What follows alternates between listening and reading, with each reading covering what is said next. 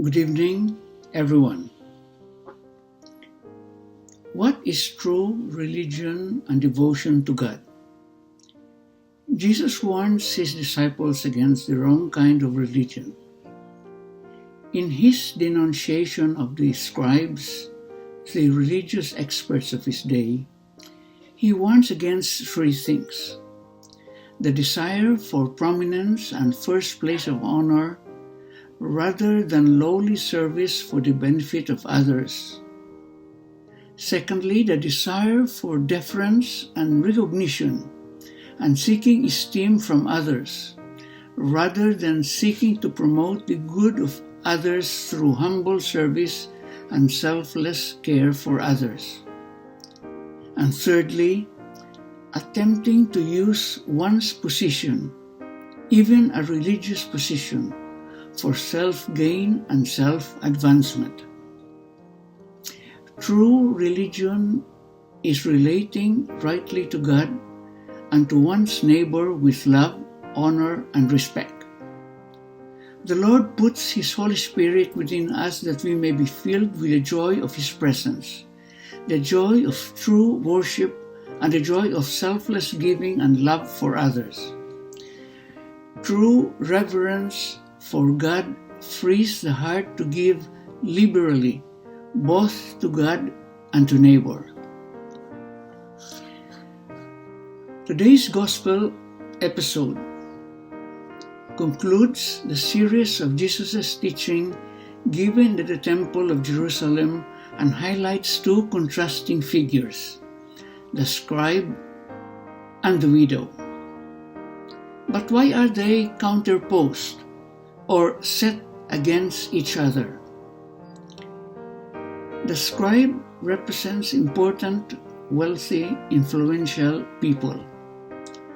The other person, the widow, represents the least, the poor, the weak.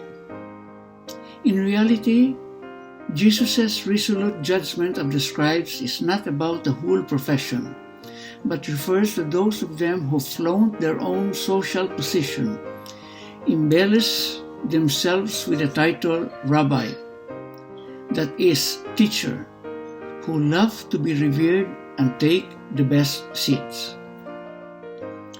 What is worse is that their ostentation, or showy display of wealth, is above all for a pretense nature, because they pray, Jesus says, and for a pretense make long prayers, and use God in order to gain respect for themselves as a defender of His law. This attitude of superiority and vanity causes them to have contempt for those who count for little or who find themselves in an unfavorable economic position, such as widows. Jesus exposes this perverse mechanism. He denounces the oppression of the weak carried out misleading on the basis of religious motivations, declaring clearly that God is on the side of the least. And God bless you.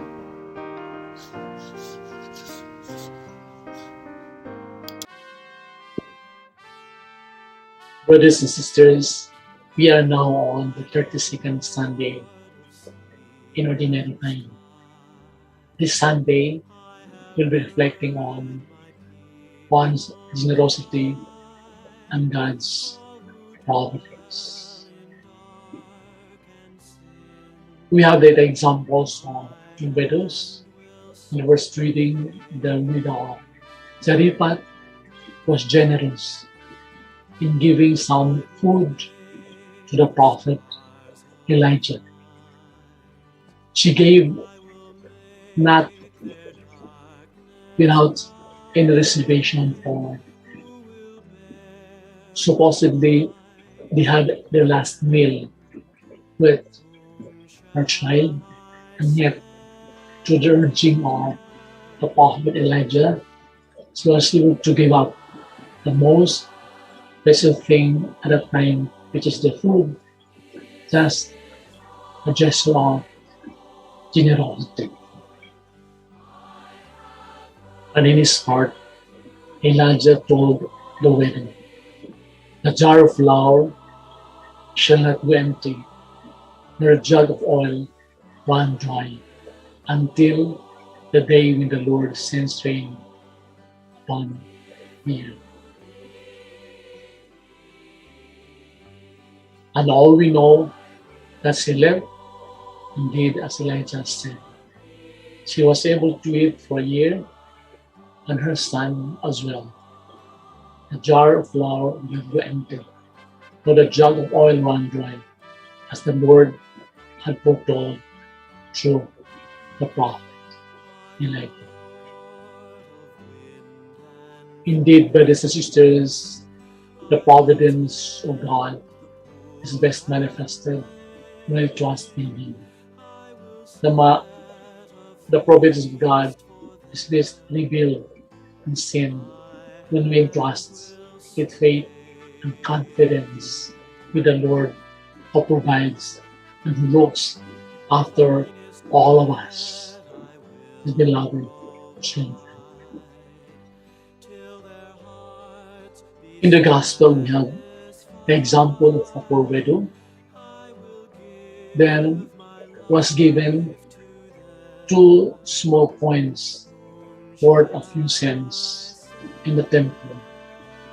Calling his disciples, the Lord said, "Even I say to you, this poor widow put in more than all the other contributors to the treasury. For they have contributed out of the surplus of their wealth, but she from her poverty has contributed all she had, her whole livelihood." This surely resonates to all of us, brothers and sisters, for the Lord always asks us likewise to be generous, to give the little we have to the service of the Lord.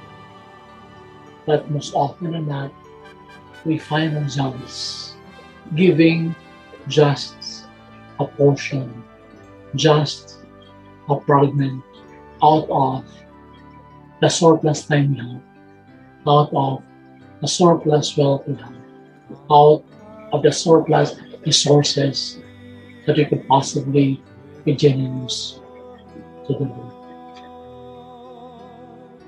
The Lord sees the heart more than the gifts. The Lord sees the quality more than the quantity of the gifts. Our gifts don't matter that much if internally we are not prepared to offer their gifts. Our gifts don't matter if you're doing it out of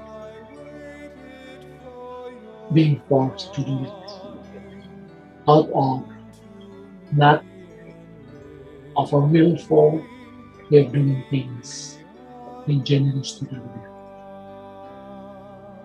The challenge for all of us, brothers and sisters, will be how to possibly give the Lord our time, our talent, our treasure, not much of the quantity we possibly give, but the quality of the gifts, a very insignificant, humbly offered, and yet coming from the deep necessities of us.